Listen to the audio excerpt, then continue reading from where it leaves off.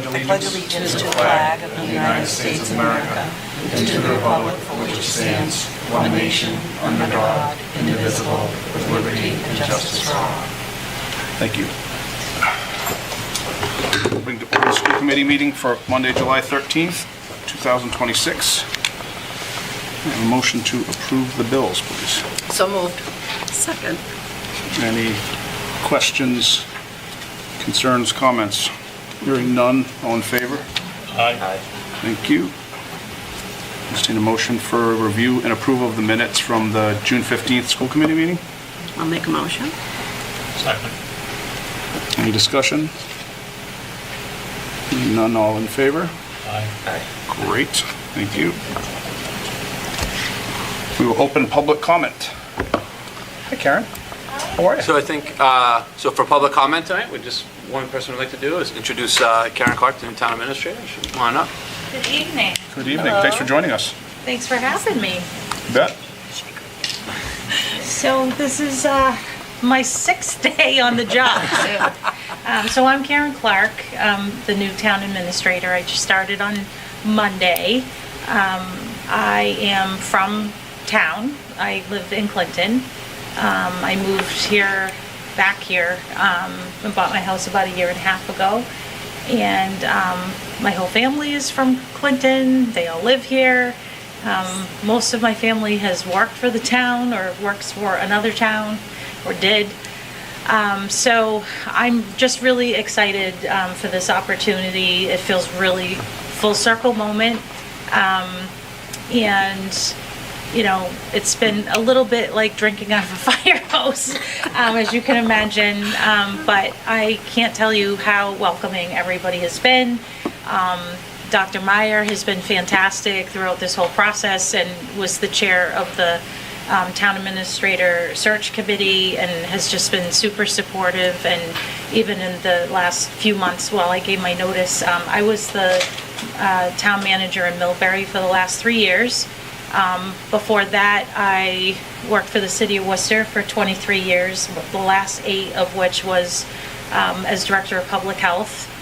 So after COVID, I left and moved on. We had a regional health department, and so I was the director of public health for Worcester and 6 other towns, and Millbury was one of those. So it was really a nice transition. I went over as deputy town manager and HR director. And did that for a year before moving on to the town manager position. So I have about 27 years of municipal experience. So I was in my 20s when I started, so I learned a lot, and it's really quite an honor, you know, to be at this stage of my career, in my municipal career. It's a really an opportunity to give back, especially, like I said, this sort of full circle coming back to Clinton. I really hope to be able to make impact and a difference here. I can tell you that I am very much into collaboration and communication. I probably over communicate, so you can expect that from me. And obviously there's no town manager or town administrator school. I will probably spend the rest of my life trying to do everything that Mr. Ward did. Certainly he had an unbelievable career here, and we owe him a debt of gratitude. But just meeting with the department heads since last week, and then 2 more folks this morning, everybody has been so welcoming, so helpful, really interested in working as a team, which is what I do. I do everything in teams. And so far so good. So, and then I'll be meeting with all of the selectmen, or I already have a couple, just to talk about priorities and how to, you know, sort of what is everybody's why, and, you know, we'll be putting some goals together and so forth. When I was in Millbury, I worked really closely with the school administration, in particular the superintendent and the business manager. Also the school committee, and I really do enjoy coming to meetings and even just listening, sort of understanding what you all are doing. So I intend to continue that. I've already set up some meetings with Dr. Meyer, I used to call them monthly huddles, where we would just talk about whatever needed to be discussed between the town and the school. I've always seen this as we're all under the same flag. So even though we describe it as town and school, I don't really see it that way. I feel like we're all one big family with one big budget. So I'm just here really to support, the town and to work with all of you. And I'm here to help any way I can and to learn from you. So thank you for having me. Do you have any specific questions for me right now? Maybe no questions, but I think it would probably be good. Do you guys want to introduce yourselves and how, what how you, Oh, I mean, you sure. serve in a couple different capacities, but just so Karen knows who everybody up here is, I think would be helpful. Yeah, I'm Ed DeVault. I was on the school committee from 2015 till 2019. And I was on select board from 2019 to 2024. Oh, okay. And now full circle back to school committee. Nice to meet you. Nice to meet you too. I'm Tina Zapantis. I think I'm in my 20th year on the school committee, so I've been here. I've heard your name several times last week and today too, actually. So nice to okay. meet you in person. Don't believe any No, of it was all good. I promise it was all Yeah, believe good. all of it. Believe all of it. It was all good. But thank you so much for coming in. It's so nice to meet you personally, so. Thank you. And I'll give you a little piece of cute advice that I spread everywhere I could go is whenever you're looking at a job, whether it's a mouse or an elephant, you can only take one bite at a time. I wish you all the best. Thank you. I appreciate it. It's true. I'm Jane Fitzgerald. This is my second year, just starting my second year on the committee. Before I was a teacher in that building that's going to get ripped down over Wow. there. So I guess I've come full circle, right? Wow. Yeah. Wonderful. But Nice to yes, meet you. Nice to meet you. Good luck. Matt Varakis, I actually served on the search committee. Yes, I remember. For the position, so that was a lot of fun, a lot of opportunity for us, which was great. I've been on school committee about 8 years, in my third term, and I've been chair for the last 3, so it's great to have you here. Thanks for coming. Of course. Thanks for Appreciate having it. me. You bet. And we saved the best for last. Of course. We know this Bill. guy. To Right, our you right, we know this guy. There's nothing I Yes. can add. And we'll be meeting hopefully next week, if that works for you. That'll be fine, Karen. Great. We're really excited to have you. Thank you. I appreciate it. And I know that, like you mentioned, we've been in touch throughout this whole process, and right away when you got on the job, you reached out to schedule some of those meetings. I think Yeah. we got them all in the books, or a handful of them in there, Yeah, including the we do. building committee tomorrow night. I just forwarded you that email with the link. Thank you very much. I And appreciate it. we've also even tried to set up some meetings, the two of the positions that we have, the HR manager and the director of facilities, which are both joint reports. We've also tried to start getting some standing monthly meetings with both of us, and then in each of those individually too, just to get a little more formalized check-in on those positions as well. So I think hopefully it's good, collaborative, organized meetings, and I look forward to it. I have no doubt. So thank you all for being so welcoming and for your support. And I feel very, very grateful and lucky to be in this role, and hope to meet with you more regularly. And obviously, I'm just a phone call or email away if you need anything. So thank you. Karen. Thanks for Of coming in. course, of course. Appreciate it. Yeah, it's my pleasure. Do we have any other public comment for this evening? Okay, we will close public comment. Do we have anything from the CTA? Thank you. PTA? One of these days, you're going to say nothing at this time, Matt. Nothing at this time. The only time that Never, happens is never. when I forget to come. And that's only happened twice. So. Oh my goodness. How many new members do you have already? 14? What number was I? Like 7? I was like know. 1 last year, wasn't Becky I? cheated. Becky cheated before we sent out the email that said registration was open. But yes, Dr. Myers, we have you in there. And Matthew, you are also in there already. Thank you so much. Well, rather than you shake me down in the parking lot, we could get ahead of it. I know where you live. So it's funny because on my way here, my son asked me why I was going to a school committee meeting because it's July. And I was like, well, we don't stop planning at school. You know this. You saw all the construction when we dropped you off at camp. There's still things happening, which if you haven't seen our Facebook page, I did a silent reel with added music of the construction vehicles moving, and it's got like 1,000 views. So like, I don't know, people really enjoy that, I guess.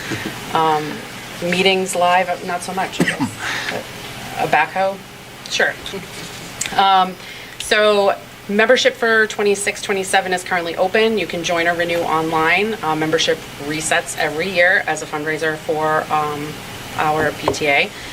Anyone can join and volunteer. We are constantly updating the website to make sure all of our opportunities are listed there for you. We'd like to extend our thanks to Macaroni Kid Leominster Clinton for assisting with our bookmarks for all of our events. We have been fast at work. If you haven't seen one of these and you haven't been at a book fair or at an event, it'll give you each one. There's a scannable QR code, goes right to the website, shows you where to volunteer, where to get your Corey, when we have volunteer trainings, our Facebook page, all the stuff that's coming up. So we're in the process of making, I don't know, I've got 2 huge boxes of them already done. Because we've got Old Home Day on the radar right now. So we're hoping to have plenty of those for that. We're working on our meeting schedule for the next coming year. Our Taylor Swift Trivia Night is coming up on July 22nd at the Simple Man. And a second trivia night's already planned for August 12th, and the theme is to be determined. On the website, the links for Mabel's Labels and Box Tops for Education are posted. Those are year-round, anytime you would like to order labels. They're cute and pretty much indestructible, waterproof labels for kids so that they don't have their stuff go to the lost and found. We are planning to be at the Old Home Day event this year in September. Parks and Rec just put out that their vendor registration is open, and we are in the process of working with them to secure that space and partner with Scholastic Books and Macaroni Kid for a family space inside Town Hall, which we unfortunately didn't get to do for the second time last year because we had to cancel. But the year before was a huge hit, and we got lots of great support on social media to make sure that we are back there again this year. And I think that's all we're doing so far this summer. Is that all? When are you going to ramp it up, do you think? Next week? The week I go on vacation? I'm not sure. It's a blur. Like, we're already talking back to school days. I bought school supplies today, so. Thanks Awesome. for all you guys do. We appreciate you. Thank you. Here's your bookmark, just in case you haven't had a chance yet to do your. I knew you were coming, so I brought a book with me. See, look at that. I love it. I love it. I love it. You guys are so great. Thank you so much. And we did have, I don't know if those of you who know Amy Clune, dropped off some really cool scrap of paper which made these, and actually there's a lot of light blue and pink and floral butterflies that we're going to use for the Taylor Swift event, which I thought was really cool. So we'll take your scrap of paper if you don't I'm need going to it. have to bring my daughter to that if I have any shot at winning.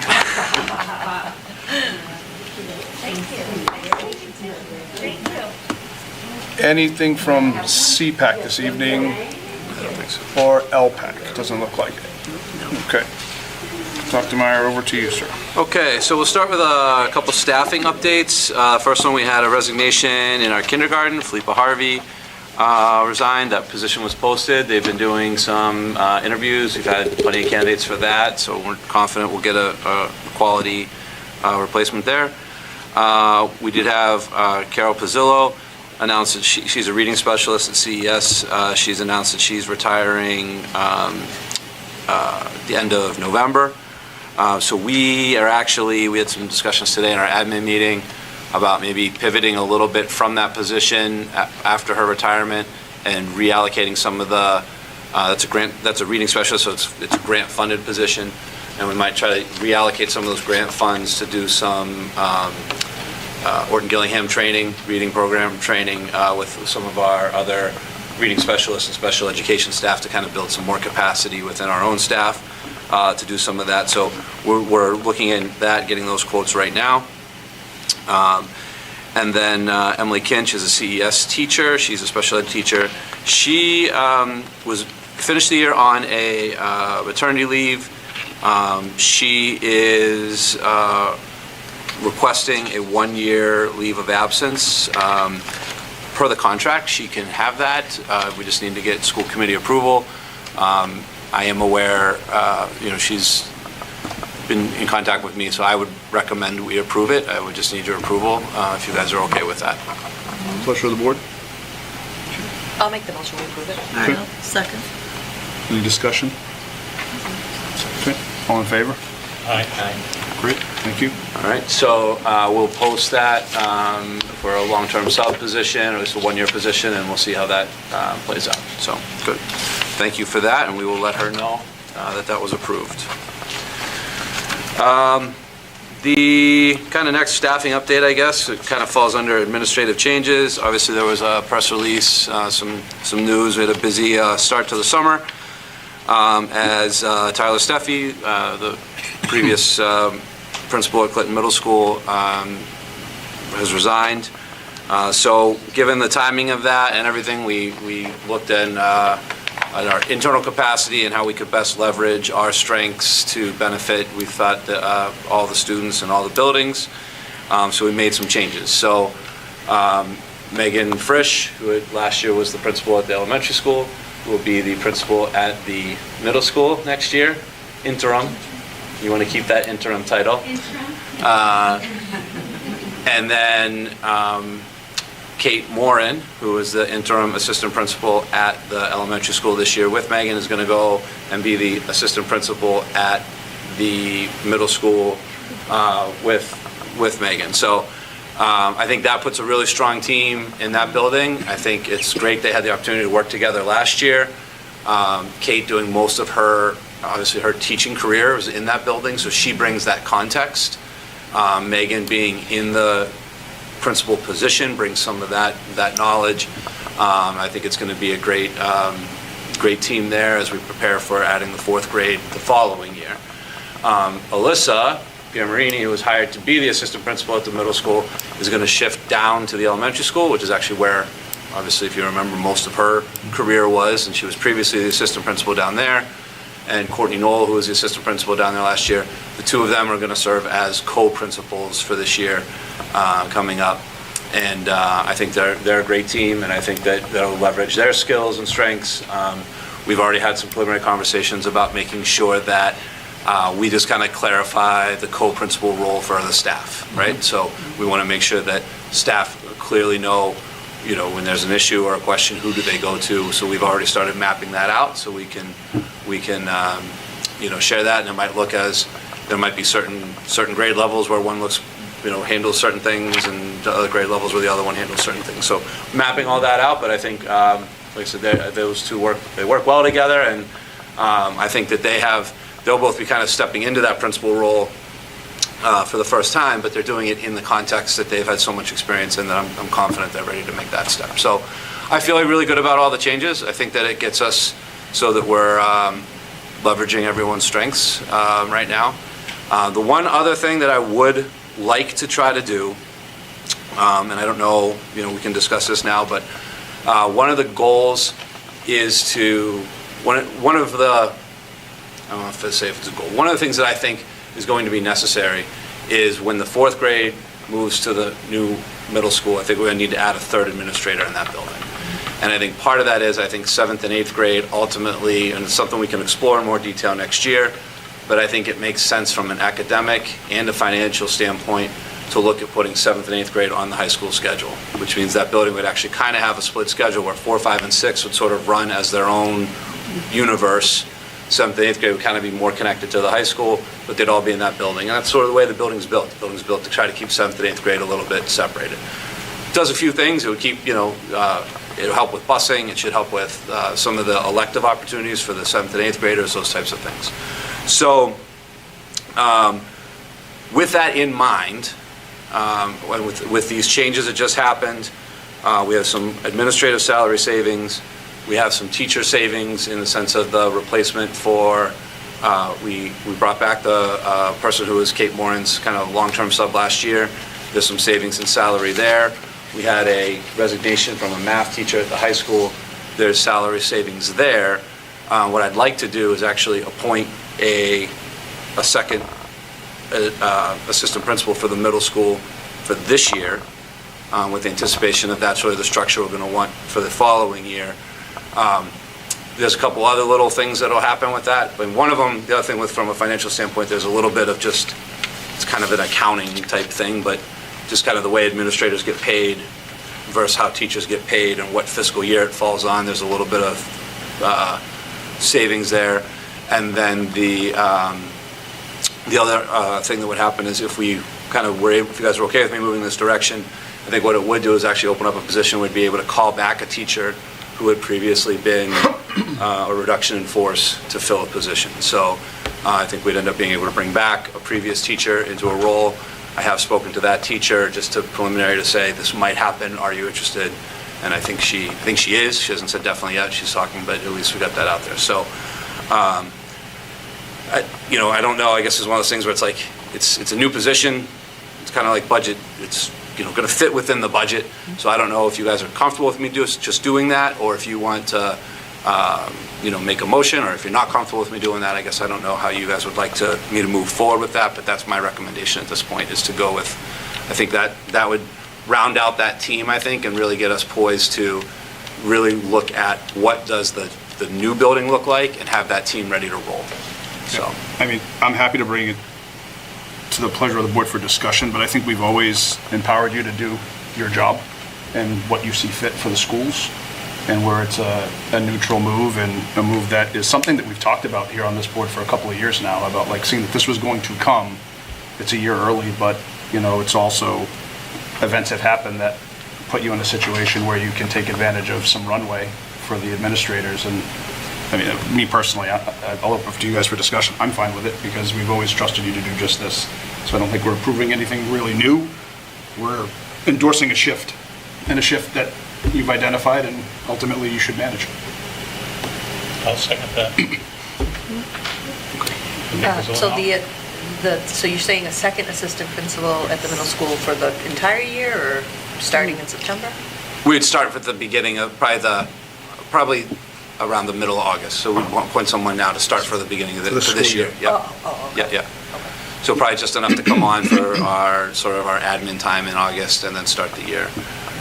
And then, like I said, there's a little bit of a weird shift, so it's not the way administrators get paid. It's July 1 to June 30, where teachers, it's really more of like a September to August, with some encumbering of the previous fiscal year. So it's a little bit less of a hit for this financial year, or fiscal year, but it's something we would have been adding next year anyway. And then, so number-wise, we can make it all work. It's just a matter of before I just went and did that, I wanted to make sure that you guys were okay with it. But I think what it'll allow us to do is, as we're doing the planning for opening the new school, it allows everyone to sort of have more of that zone of that perspective, right? So maybe someone can really focus on like, hey, what's 7th and 8th grade going to look like? Hey, someone can really focus on what's 4, 5, 6 going to look like, but we're still able to keep our eye on like, not only planning for the future, but we've got to get through this year too. We want to have a solid year this year. So I think that it'll be, I think it will just round out the team even more and make it strong and build it. So if you guys are okay with it, I can move forward with it, but it's up to you. Sounds fine to me. Yeah, I don't think we need a formal motion or a vote, but I just say we support it, we endorse it, and. Okay. All right. Sure. Sounds good. Thank you for that. I appreciate that, and I think it'll be good for everyone, and I think it'll be a good opportunity, and I'm hoping that the staff we're able to offer a recall to comes, and I think that'll help even just make sure that we don't lose anything even in the teaching ranks. So it'd be great. So, all right. Technology update. Few things. The new website, we do have a new website now. It's live. It's hosted by Parent Square. If you go around, check on it. One of the biggest things about the Parent Square website is we can customize so much more of it. So it used to be very kind of static, and if we wanted to make changes, we had to kind of go through the company. It's now much more fluid. So we can make changes. It can integrate directly with our communication, so like when we send something out, it can automatically just kind of post to a part on the website. We actually have an admin training on it tomorrow morning. We'll go over some of those features, but you can look at it. But I think the goal, I hope, is that it doesn't become the type of thing. This new site hosted by Parent Square, the goal is hopefully that it's more of like a living site, and not something where it's like you update it and then you wait 2 years and then you do a refresh, and because we'll have more ability to update it in real time as we need to do things. Cell phones continue to be a topic. We talked about them a lot today. I I will say one of the things, I did bring this book, one of the books that we're all reading as an administrative team, it's called The Digital Delusion. And it talks a lot about, sort of some of the negative sides of ed tech and how some of the things that we've sort of, made their way into schools, some out of necessity, some out of the bells and whistles that it looked like, and how, what is that sort of taking away from some of our students in terms of, the process of actually working through the learning and those types of things. So I do think that one of the things that we're going to be talking about this year, and one of the focuses you'll probably see in our goals, is going to be trying to strike a better balance between trying to take the good things of the digital ed tech that work, but also making sure we're not losing that that struggle and that learning process of being able to kind of like tangibly work through your work and make those connections and apply them. The book kind of gets into some of those things where, maybe you remember if you were taking notes and you're actually handwriting them, sometimes you can almost like, you almost remember the act of like writing them, and that was part of the learning. And that when it gets translated as just kind of clicking and typing, it's not as tangible because it's just sort of this digital field, right? It's harder to go back to it and say, no, I remember that, it was right here. So I think we're going to look at that from a balanced perspective and trying to just sort of say, definitely we're not going to go all the way and say like, oh, no more Chromebooks or no anything. But I do think that we can see that, I think you can just see, right? When I came in 2017, I think I started, we really were like, hey, we've got to get caught up on technology. And we really want to get more to like one-to-one and get that stuff. And we did, and we leveraged it, and with COVID, we were able to rapidly get it, and I think everyone did. And with COVID, everyone sort of jumped on, and it was, now everyone had the technology, so we're using this and using this and using this. And I think what we're seeing now is we're going, that kind of served a purpose, but now we might say, maybe we need to scale that back a little bit and make sure that we're intentional with our use of technology. And I think that was a big thing we talked about today, is being intentional with the use of technology, not just using it because it's there. Right, using it because what is it that we can do with the technology that we couldn't have done before? So I think those are the things that we're going through. And one of those is, one of the things that they do talk about in these books too is cell phones. And you see it with the state, with their pending legislation, about the distractions that those can cause for students, the distractions that they are in class. We already have a bell-to-bell ban at the elementary school and the middle school. We've had those, right, as far as like they're not supposed to use them during the day. The high school has had it so that they are not allowed to be used in class, but they were allowed to be used during passing time and lunch. One of the big conversation points we had today was looking at, do we go to the bell-to-bell ban at the high school level, kind of knowing that it's coming. And one of the big conversations we thought of with that was, if we do that though, we want to provide, and I know it's going to sound weird, but we want to provide maybe some additional support.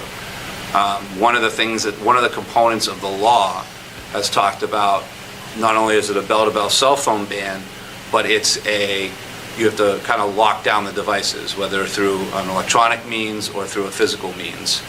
One of the ones we're looking at, there's a system that actually, I think Fitchburg just adopted it.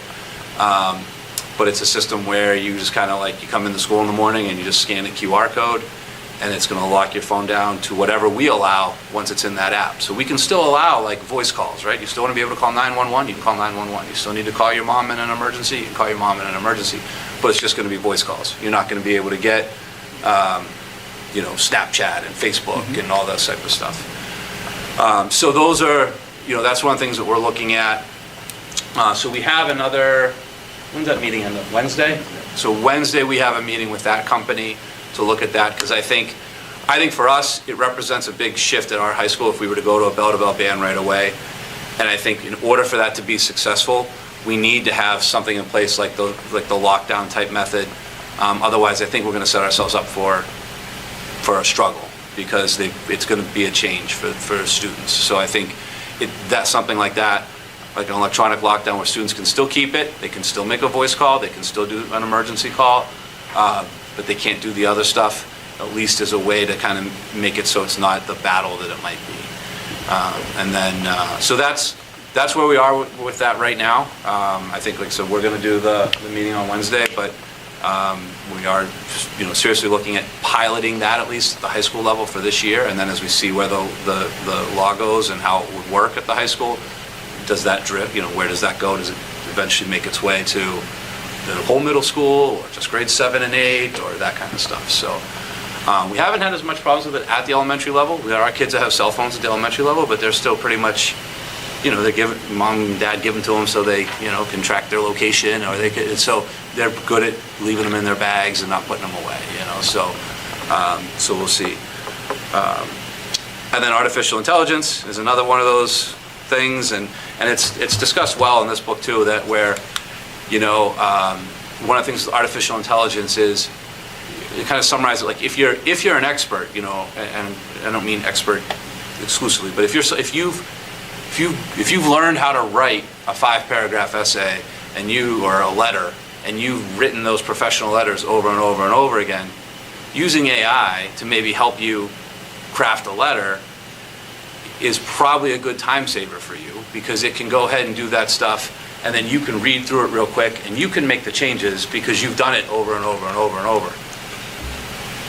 But if you've never actually, it goes back to that whole, if you've never actually learned how to write, a 5-paragraph essay and make that sort of like a professional letter with an opening and your facts and your conclusion and that kind of stuff, then you're missing out on that learning if you're just relying on AI to do that from the beginning.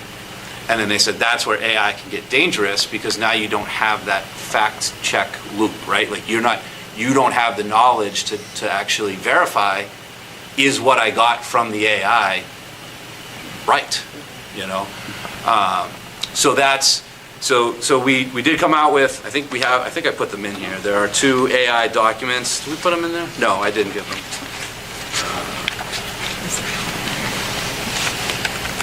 We didn't put them in for this one. I'll put them in at some point. I think we're doing, that's right, we decided to do them with the handbooks. But there's 2 AI updates that we will come out with that talk a little bit about parent-student guidelines and staff guidelines that we will include with our handbooks at the next meeting.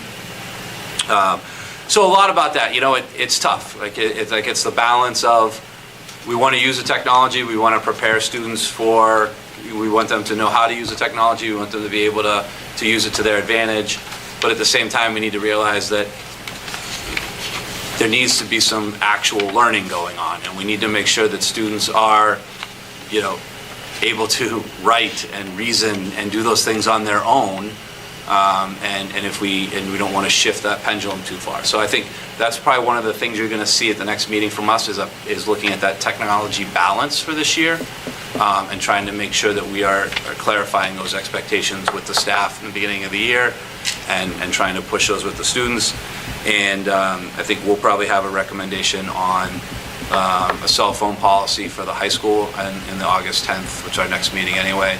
I don't know if any of you have any major thoughts or concerns about the cell phone policy, or I think the fact is it's coming. I think it's going to come. We're one of the few states that don't have a cell phone ban bell right now. So, is there a big cost associated with the software needed to be able to turn it off? It's minimal. I mean, it's probably, I think it's less than $3,000. Oh, wonderful. Okay. And I think even for this year, I could probably build that into like a Title IV grant or something like that if we had to, especially if we make some of the Title I changes. So, great. Yeah, I think the last thing you said to me is what's key and what's core, and that is that the world is changing around us, and having our high school kids not be prepared to understand how to utilize AI in a positive, constructive way would be a miss. Yeah. However, to your earlier point, if they don't have the skills to begin with, and are using AI in replacement of skill sets, then that's completely unacceptable. So I think it is a balance. I think it's dynamic, but just like working in the corporate world and understanding how often I'm using AI, I can tell you that like as these kids go into college and then look for like post careers, like if they're not comfortable and nimble with how AI is going to work for them, they are going to be behind. Yep. So it is a firm balance, but I think it's one that you're pointing out that I think is super important. And I think, and we've had conversations about this. I had conversations with Chris DeHaan a lot too about, even in this book they talk about having certain, analog days and really tracking your digital usage and your screen time usage and stuff as a teacher, so that, yeah, we're going to spend some time working on this assignment totally technology free. We're going to, do the first draft. We're going to do the second draft. Now you've put this together. You've put your thought and effort into it. Now go ahead and AI it up and Sure. get get a little more that, how would they polish it? How would they say things? And then go back and critique that and see, where do you think it made it better or worse? So to your point, I think we want to teach them still how these tools work and what you can do with them, but understand that if you don't have some understanding of what you're asking it to do, you can get, Even worse problem. yeah. And I've seen that. I've seen them demonstrate those with, uploading data sets and asking questions. And if you ask the wrong question, it'll give you an answer. It'll give you a totally reasonable answer. But sometimes they don't, if you understand what the data actually was, it doesn't make any sense, so. No, for sure. We want to make sure that we're doing that. So that's a lot of, I think, what we're, what are we doing this summer? That's a lot of what we've been doing, is trying to strike that balance, so. All right, any questions on technology or comments or concerns? Okay. All right, a few financial updates. The FY27 cherry sheets are in here. This one actually says preliminary cherry sheet estimate of the conference committee. I think it's the same numbers, but it was officially approved by the governor. So I think if you print it out today, it'll say final or approved. But you can see our Chapter 70 funding remain constant, which we expected. It's done that whole process because it was SOA. Our charter tuition, which will come in, went up a little bit. Unrestricted government aid seemed to drop just a little bit for the town. So it's, you get the ups and the downs of those things. Our school choice, we got about $67,000 more in school choice. And the school choice sending assessment, the amount that we owed out as a town, went down 26,000 or something like that. So there was some, I think overall, some positive changes in that, but it was, it's still pretty much a wash. I mean, no huge developments with it. After those cherry sheets, there is an email. I got it from Appropriations. Basically says, thank you for applying for the fiscal FY27 congressionally directed spending through Senator Markey and Senator Warren's offices. We are happy to share that the Senator's included your application on a list of projects in Massachusetts that they've advanced to the Senate Appropriations Committee for future consideration. So it doesn't mean we've gotten it, but it means that they've at least looked at it and they've moved it forward. So we'll see where that goes. But really what we put in for was trying to do, it's the continuation, trying to update our intercom and our telephone systems. So we actually requested $225,000. I think we do have an earmark that they put in the state supplemental budget for $75,000 to kind of wrap that all up. So we're hoping that if we can get that, the state earmark, if we can get the federal earmark, we'd be able to upgrade that so that we'd have the new phone and bell system at the new building, and the other two would be upgraded, and we'd be able to get everything all one big system, all ready to go. So in here I included that. I also included some of the letters. There was a letter that Chairman Baraka signed last year, as well as some support letters from Senator Cronin and Representative Kilcoyne and Chief Coyne, just to let you know that they're there. So there was a whole application process we did. I wasn't sure if we'd get anywhere, so we at least made step one, so we'll see how it goes. Great. Student activity checking account change. There's a memo in here regarding the checking account. So there's a student activities account. The principal is always on the student activities account. This is just to get school committee approval so that we can remove Tyler Steffi and add Megan Frisch. I'll make a motion that we approve the change. Second. Any discussion? All in favor? Aye. Very good, thank you. All right. The next thing on here, this next few are all policies. So there's a special education stabilization fund policy. So this is a policy that Annette really did a lot of work putting this together through MASBO and getting some samples from other districts. If we were to pass this policy, we would actually give a similar policy to the select board to try to approve. and it kind of walks through the Special Education Stabilization Fund, which was approved at town meeting, and sort of just defining kind of like what the cost would be, sort of the mechanics of how you access or draw down, how it's under your reporting, that kind of stuff. So we don't need, it's a brand new policy, so if you wanted to approve it as a first reading this time, if you have any questions, and then we can get any feedback, and then we would do a second reading at a future meeting. And if you have any comments on it, we could try to clean those up in between the two. Yeah, I think that's a good idea as a first read. I make a motion. Approve it as first reading? Second. Any discussion? Questions? Okay, all in favor? I think, Ryan, I think it's great. Kudos to Mr. Connolly, because I think this was kind of his idea after our... After the November. conference, you saw, Yeah, yeah. conference, so it's a great thing to have in place. Come in here and say, It will. Yes.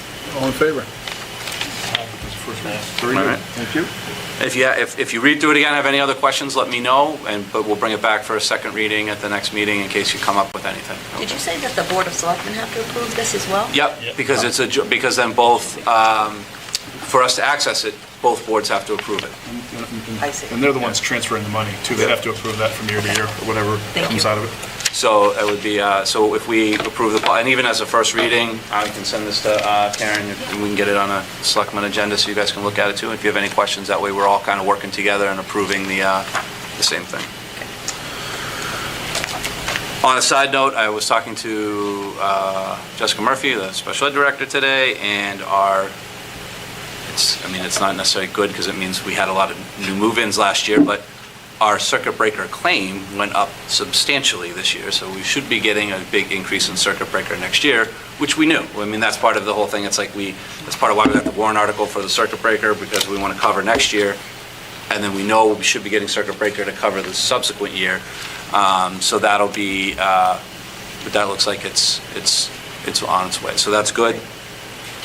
All right, the next three are three policies. There's JKAA, which is timeout and seclusion and physical restraint of students, JFBB, which is school choice, and EEAEA, which is bus driver examination training. These are all policies that we have, I'm proposing that we update to the MASC revisions.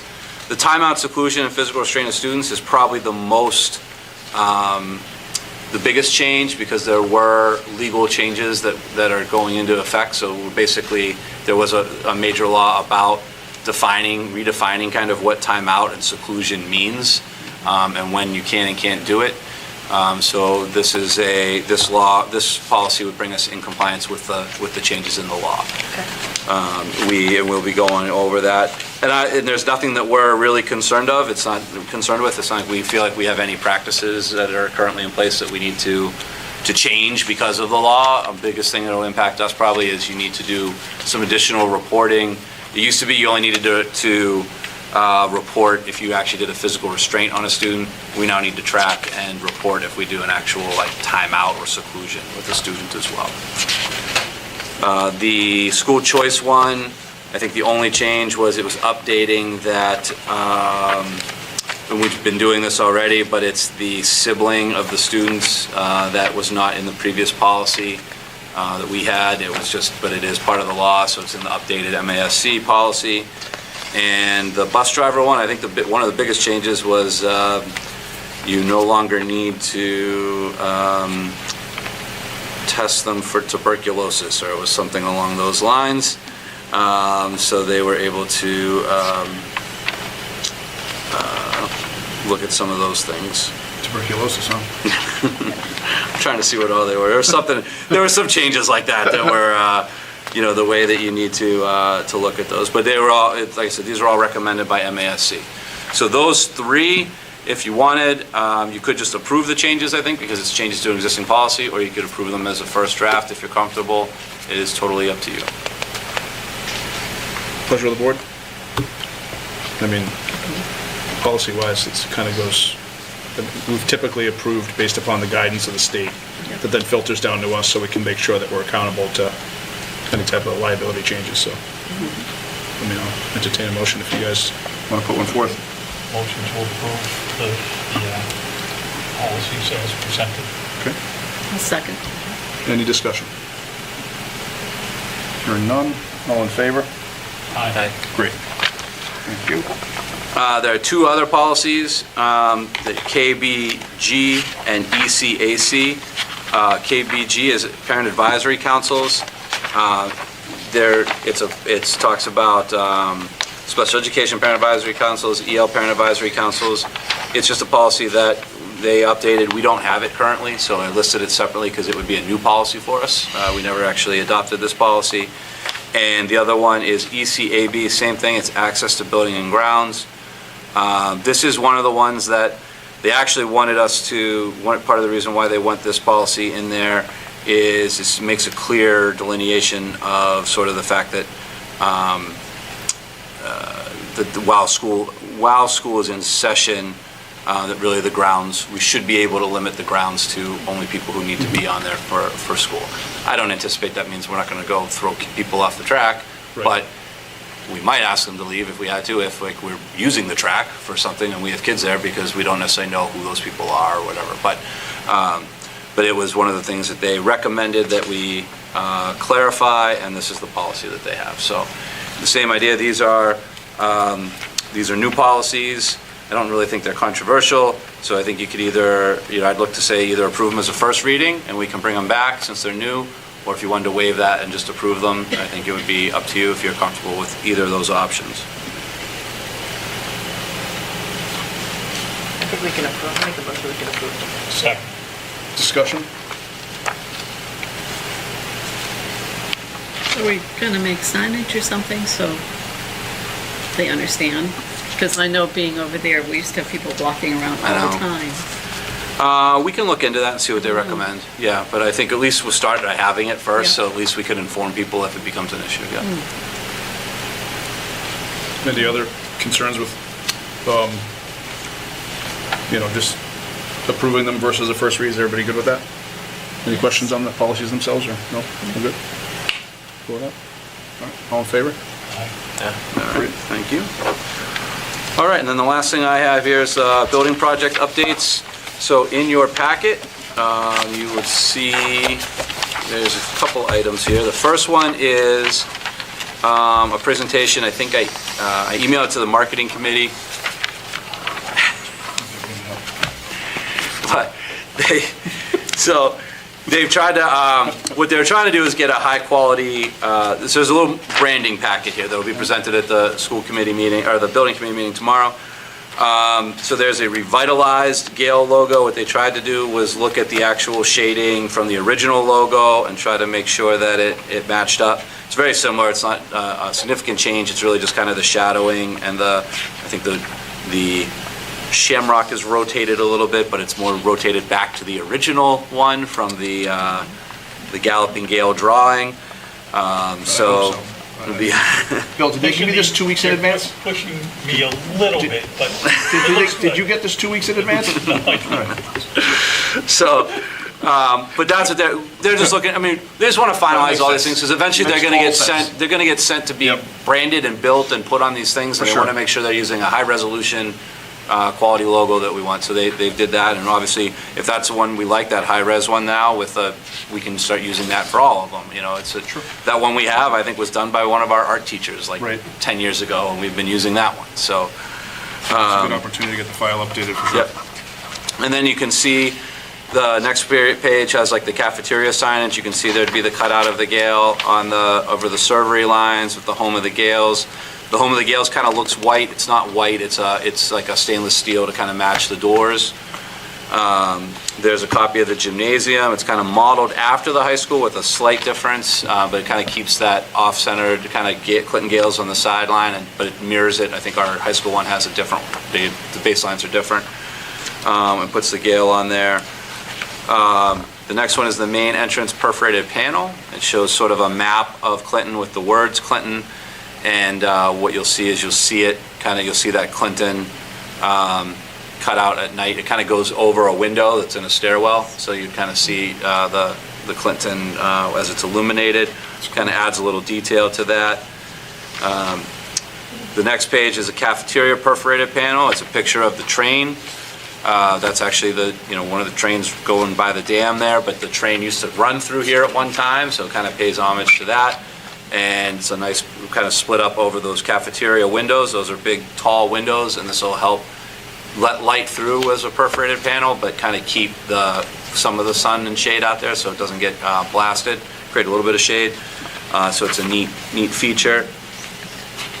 Is that high bridge that people speak of? No. Okay, just checking. I don't know the bridges in town. High Bridge is still there down off of High Street. I don't want to make jokes, but I'm not gonna. Anyway, then there's turf field lines and branding. This was one concept that we came up with. It kind of had the off-centered Clinton Gales. What happens is if you try to center it, obviously Clinton and Gales are a different length of word, and it kind of always creates a sort of off-centering if you try to get it between the lines.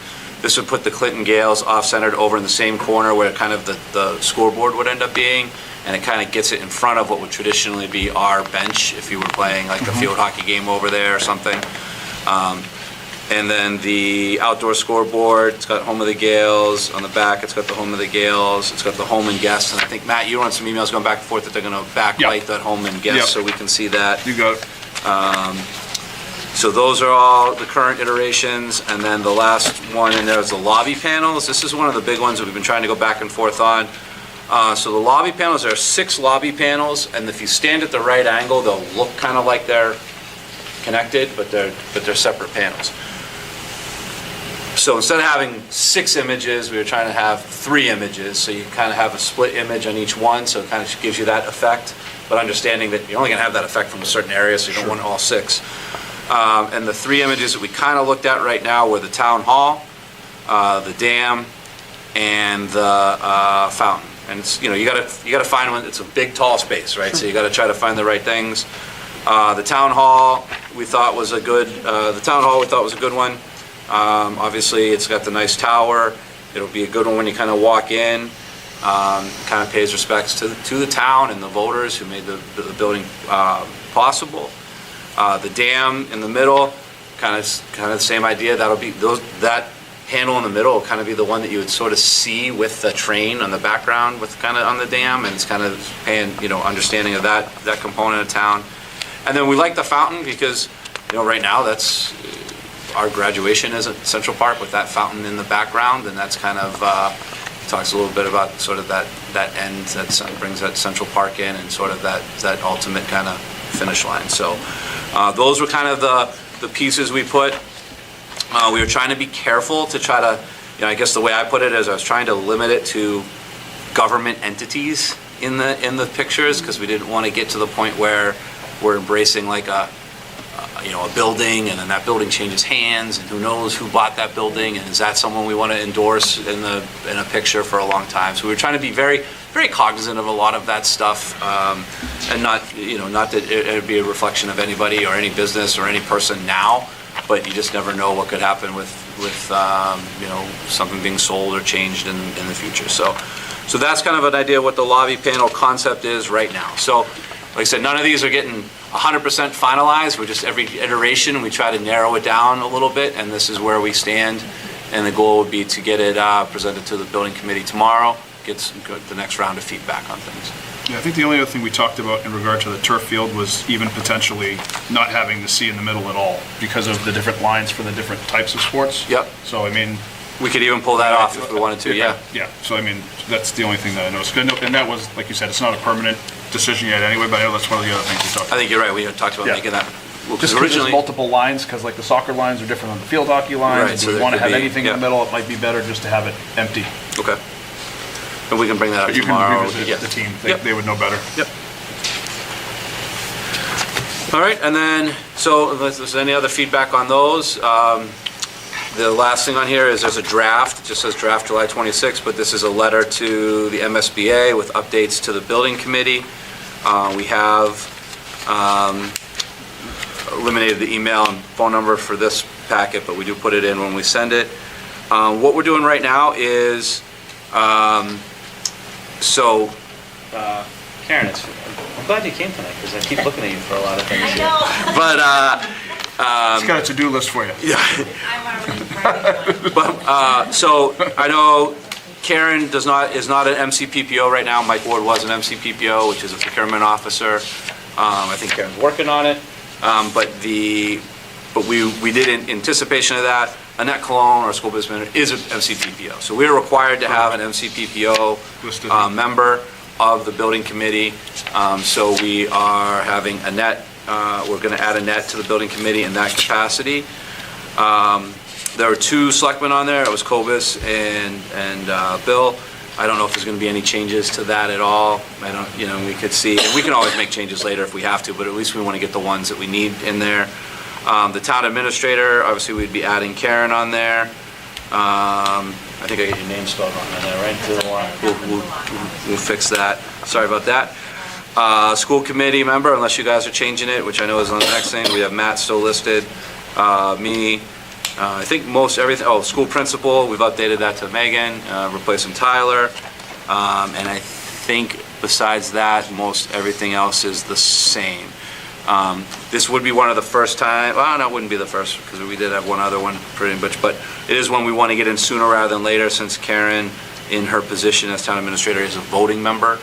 So we will want to inform the MSBA of that as soon as we can. So wanted to run this by you guys before we send it in, and see if you guys were okay with it, or if you had any other major changes right now.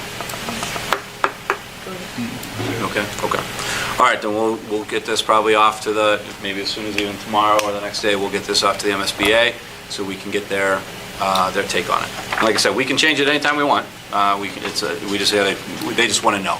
So, all right, I think that's all I had. Great, thank you, sir. Okay, let's kick off my end of the report. We do have Dr. Meyer's evaluation in the packet tonight. I want to thank Dr. Meyer for submitting his self-appraisal, if you will, to us, his self-review, and thank the board for spending the time to get feedback to me, which then I was able to correlate and put into the packet and sort of write something that I hope the board will feel is in recognition of everything that was shared with me that we put into Dr. Meyer's review. So there's just one area that talks about adding evaluator comments. If you bear with me, I'm going to read it. It's not that long. I timed myself a couple times reading it. It was no more than 3 minutes, but I do want to read it because I think it's important that once a year we take the opportunity to recognize the work that gets done, and to not read it, I think would be something we shouldn't be brushing his review under the rug, because we know how great he is. We should be talking about it on the record. So I'm going to read it, and then if anybody has anything they'd like to add, that's great. I'm happy to have you guys do that as well, and then we'll go from there, if that's cool. Is that good? Okay. Dr. Meyer continues to demonstrate strong leadership across multiple district initiatives, resulting in meaningful progress towards the district's strategic goals. Under his leadership, Clinton Public Schools has achieved notable academic success, including recognition from DESE for surpassing pre-pandemic mathematics achievement levels in grades 3 through 8, and the Clinton Elementary School is identified as a school of recognition. Operationally, the superintendent has effectively led planning for scheduled alignment across schools in preparation for the new middle school, positioning the district for a smooth transition and greater instructional consistency.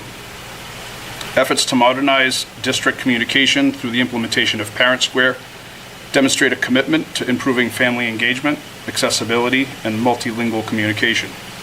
We have also started to see his vision for deployment of resources and administration as district reconfiguration becomes reality, with the 4th grade moving back up to the middle school in the fall of '27.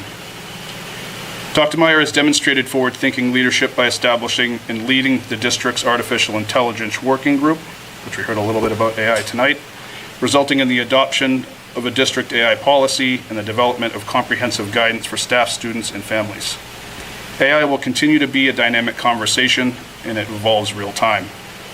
An additional example of his commitment to student well-being, which is evident through the successful completion of the district's wellness policy review, implementation of new wellness curriculum, and the creation of a district threat assessment team with committed resources for ongoing professional training. The superintendent has also advanced curriculum and instructional improvements by expanding high-quality history programming through grant-funded partnerships and active participation in statewide leadership initiatives. Additional academic innovations include schedule changes. The high school will be moving to a split schedule for next year, and the development of a similar schedule for the Clinton Middle School is underway with the goal of strategic alignment between the buildings for when the new school opens. He has provided effective oversight of the Clinton Middle School building project, ensuring it remains on schedule and under budget through consistent engagement with our construction and design partners and our permanent building committee. Dr. Meyer has also made himself available for tours for the school committee, staff members, and extended school community. This type of visibility and collaboration is vital to the success of this project. Despite a challenging fiscal environment, the superintendent developed a responsible FY27 budget that balances financial constraints while prioritizing the preservation of educational programming and student services. He showed once again why his relationships and collaboration skills are vital to our success within the community.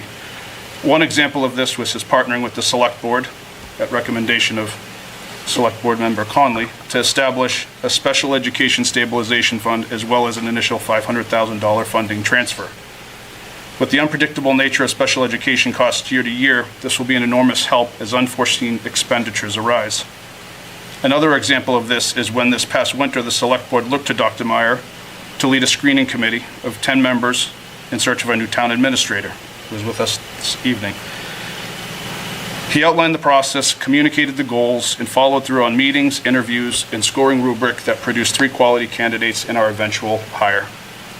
Overall, Dr. Meyer has exhibited strong strategic leadership, effective project management, sound fiscal stewardship, and a clear focus on continuous improvement for students, staff, and the broader school community. One of the things that stuck out to me most was the consistent messaging from our committee expressing to me their appreciation for Dr. Meyer, and that if anything, the feeling is oftentimes he doesn't give himself enough credit. In this review, we took some liberties and enhanced his rating from met to exceeded under his professional practice goal regarding the Clinton Middle School building project, and under professional culture in subcategories under communication skills, shared vision, and managing conflict.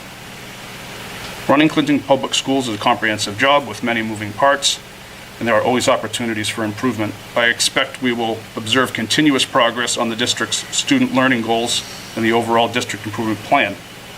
I expect Dr. Meyer will continue to work hard in his collaboration with his staff, near-term and long-term, to stabilize leadership in our administration throughout the district, and I look forward to the completion and ribbon cutting of our state-of-the-art middle school next fall. Some days can be long and imperfect, but I think annually we are reminded how grateful we are that we have the right person and partner in place with our community and to lead the public schools. In summation from the committee to you. If anybody has anything they'd like to say in addition to that, I'm happy to open the floor. Probably the most uncomfortable 3 minutes of the whole year for me, just having to sit here while you read that. It's only going to happen once a year. Yeah. But I want to thank the chair for capturing the sentiment of the whole committee and acknowledging the achievements of Dr. Meyer. I agree.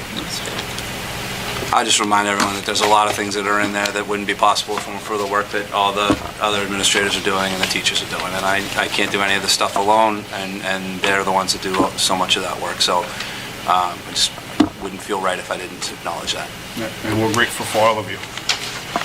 Okay. Kelly, does this end up making its rounds for signatures for all of us after the fact once it's, or are we good?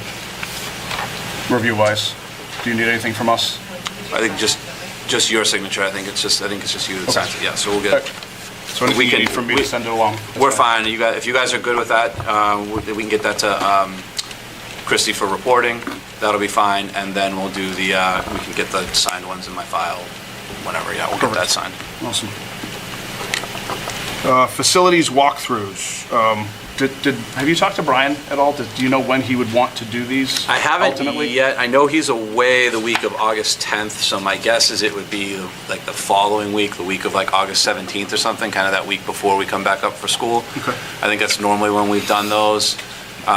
Just kind of get a sense of, where we are with things and if there's any last minute things that we want to address before we get it going again. Okay. I know for the middle school, they're doing a couple things this year where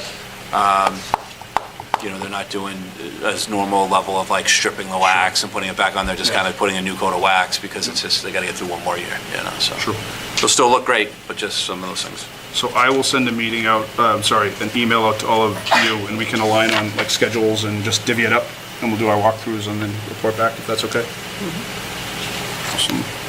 And really, same for, I was saying to Bill when I walked in, I didn't really reach out to you guys in regard to assignments on like, just making sure that what folks want to do with, you know, Ed being on and Brendan not being on, things that Ed, you might want to be interested in subcommittee-wise, please let me know.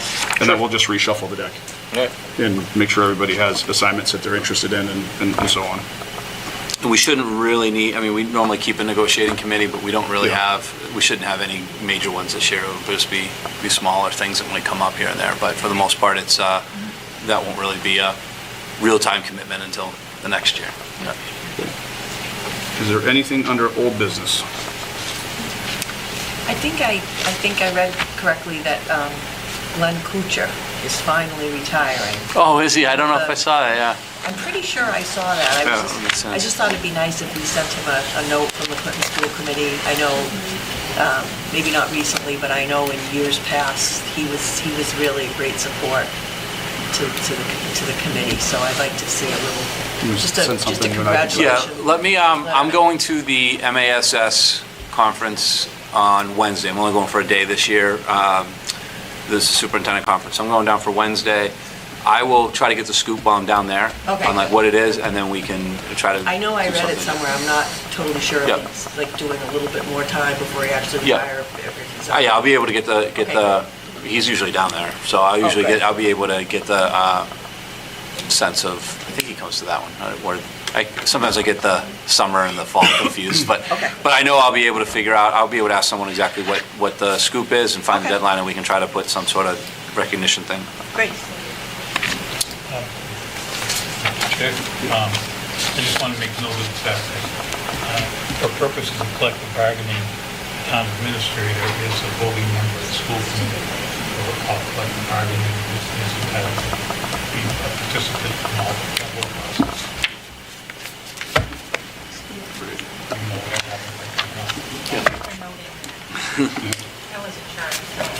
Thank you. Is there anything under new business? Nothing? Well, I will entertain a motion for adjournment then. So moved. Sorry, guys. Thank you, Over an folks. hour. Over an hour in the middle of summer, man. I know. You got a lot in there, though. That was good.